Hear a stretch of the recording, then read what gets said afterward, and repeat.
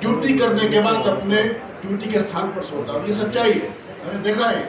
हमारे राज्य के सैकड़ों ऐसे सिपाही हैं जो दिन भर ड्यूटी करते हैं और रात को अपना कंबल या एक बेडशीट बिछा करके उसी थाने के परिसर में कहीं एक जगह ढूंढ कर सो जाते हैं।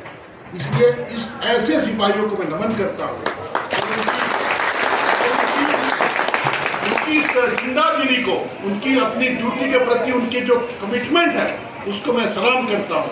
और मुझे बहुत अच्छा लगता है जब ऐसे लोग सामने आते हैं, ऐसे लोग हमारे को नजर आते हैं। एसोसिएशन, झारखंड पुलिस की एसोसिएशन एक बहुत महत्वपूर्ण अंग है हमारे विभाग का, क्योंकि ये कभी कभी हमें वो रास्ता दिखाता है जिसको हम लोग भूल जाते हैं। उदाहरण के लिए हम आईपीएस अफसर 14 साल नौकरी बीतते ही हम एक अपेक्षा करते हैं कि 1 जनवरी को हमारी प्रमोशन हो जाएगी। इसी प्रकार से 25 साल पर आईजी, 30 साल पर डीजी, और मेरे को याद है मेरे पास कई अधिकारी आकर के 29 दिसंबर को बोलते हैं कि सर हमारा यदि कल प्रमोशन नहीं हुआ तो हमारा इंक्रीमेंट चला जाएगा। इतनी चिंता रहती है हम अधिकारियों को अपनी प्रमोशन की, परंतु यही व्यथा, यही व्यवस्था हम अपने अधीनस्थों के लिए नहीं कर पाते। हमारे यहाँ पर मेरे को याद है सैकड़ों ऐसे दरोगा, इंस्पेक्टर लड़ते रहते हैं, कोर्ट में केस करते हैं, आकर के पिटीशन डालते हैं कि सर हमारा 6 महीना मात्र नौकरी बाकी है, हमारे को 20 साल से इंस्पेक्टर में या दरोगा में प्रमोशन नहीं मिला है। यदि हमें प्रमोशन मिल जाएगा तो बच्ची के विवाह में कार्ड पर कम से कम लिख सकेंगे कि सेवानिवृत्त डीएसपी या सेवानिवृत्त। इसलिए मैंने ये अपने आप से मैंने ये कमिटमेंट किया अपने आप से, और आज सभी के साथ कर रहा हूँ कि पुलिस की प्रमोशन करना मेरी सर्वप्रथम कार्य रहेगा।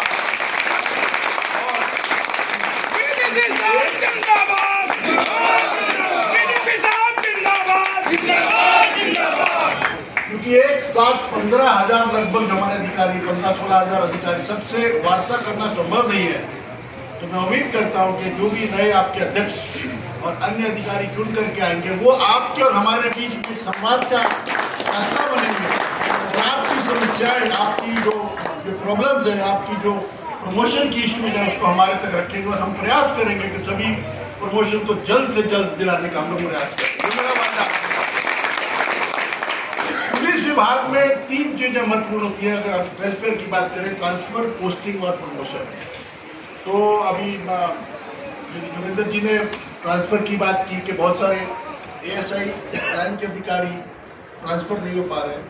हम भी करना चाहते हैं इसको। उसमें समस्याएं क्या आती हैं कि हमारे राज्य में कुछ ऐसे जिले हैं जहां पर अधिकांश लोग जाना चाहते हैं और कुछ ऐसे जिले हैं जहां पर कोई या बहुत कम लोग जाना चाहते हैं। जैसे कि इन्होंने बोला उग्रवाद प्रभावित जिला। वैसे तो हम मानते हैं कि अब झारखंड में उग्रवाद प्रभावित जिला मात्र एक है, हमेशा मानते हैं, क्योंकि 25 साल की जो उग्रवाद की लड़ाई हुई है जिसमें हमारे वीर पुलिसकर्मियों ने करीब 500 हमारे जवान और अधिकारी शहीद हुए इस 25 वर्षों में, और बड़ी लंबी लड़ाई लड़ करके झारखंड पुलिस ने इस राज्य को मुक्त कराया नक्सलवाद से। तो मैं प्रयास करूंगा कि प्रमोशन के और ट्रांसफर के मामले में ऐसी पारदर्शिता आए कि कम से कम जो गढ़वा में, पलामू में, लातेहार में, चाईबासा में या इस प्रकार के अन्य जिले जो जहाँ पर मूलभूत सुविधाएं भी कम है, जहाँ पर उग्रवाद की समस्या भी है, जहाँ पे घर नहीं है, मकान नहीं है, थाने नहीं है, रहने की जगह नहीं, कम से कम इन कर्मियों को ऐसे स्थान पर लाने का प्रयास करें जहाँ पर कम से कम अपने एक अच्छा वो समय बिता सके, एक अच्छा काम वो कर सके। इसी कड़ी में मैंने जब मैं पिछली बार डीजीपी था तो मैंने गूगल फॉर्म फ्लोट किया था। उसमें करीब मुझे बताया गया कि ऐसे कई पुलिसकर्मी हैं जो कि गढ़वा पलामू जाना चाहते हैं।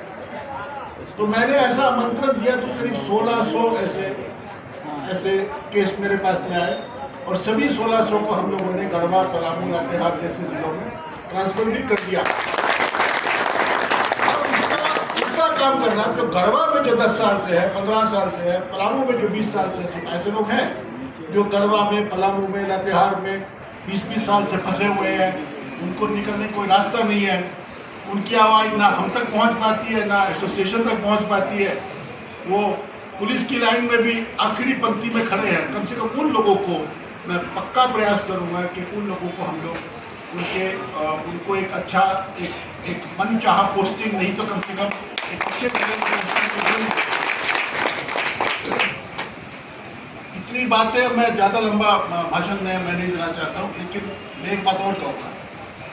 एक बड़ा मशहूर पोएट था इकबाल, उसने एक कविता लिखी थी शिकवा, और फिर उसका एक जवाब दिया था जवाब शिकवा। तो वही हम आज जो हमारी जितनी बातें हुई ये सब शिकवा है।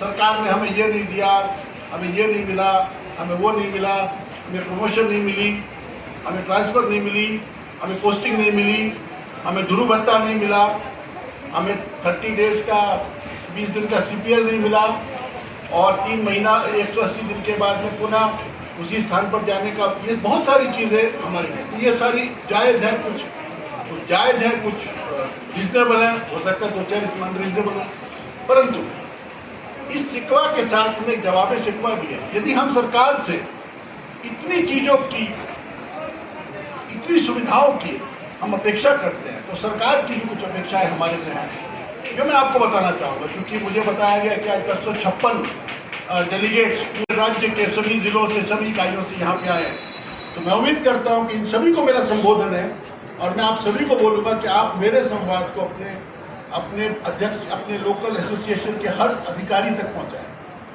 पुलिस का काम जो है, देखिए, महिलाओं के प्रति सम्मान, ये हमारा पहला प्रिंसिपल होना चाहिए।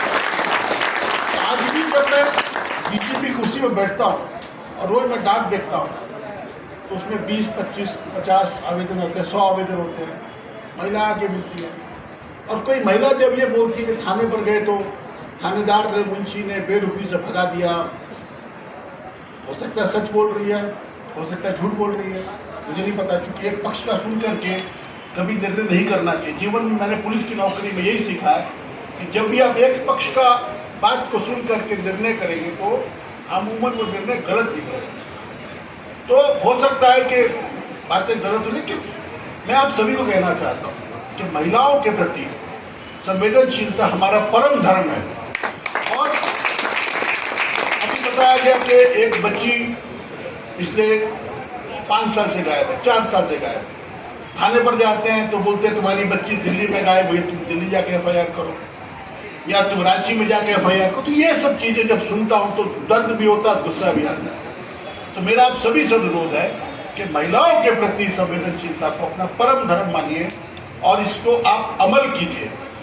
दूसरा, बच्चों के प्रति, बूढ़ों के प्रति, असहाय के प्रति, हमारे यहाँ पे ऐसे बहुत अधिकारी हैं। जैसे रोड पर हम पुलिस अधिकारी हैं, हम कॉमन मैन नहीं हैं। अगर हम सड़क पर जा रहे हैं, किसी का एक्सीडेंट हो जाता है, कोई आदमी सड़क पर गिरा हुआ है, तो एक आम आदमी को ये अधिकार है कि वो उसको आंखें फेर करके, मुंह फेर करके वहाँ से निकल जाए। परंतु चूंकि हम वर्दी पहनते हैं, ये हमारी ड्यूटी बनती है कि हम वहाँ पर रुके और वहाँ पे उस अभागे को, उस पीड़ित को, उस लाचार को हम सहयोग करें। ये हमारी मानसिकता होनी चाहिए। और मैं सभी अपने अधिकारियों से अनुरोध करूँगा कि जनता के प्रति संवेदनशीलता हमारा परम धर्म है। हमारे बैच पे लिखा हुआ है सेवा, लेकिन संवेदनशीलता हमारा परम धर्म होना चाहिए, हमारा सबसे बड़ी क्वालिटी होनी चाहिए। और हम अपनी सेवा, जब हम सुबह अपनी वर्दी पहने तो हम भगवान को धन्यवाद दें कि हमको इस लायक बनाया कि हमको वर्दी दी। ये वर्दी जो है ये भगवान का एक गिफ्ट है। ये वर्दी हर आदमी को नहीं मिलती है, ये वर्दी हमको मिली है। इस वर्दी का हम सम्मान करें और इस वर्दी के अनुरूप अपना काम करें। इन शब्दों के साथ पुनः आप सभी को धन्यवाद। आपने मुझे आप बुलाया।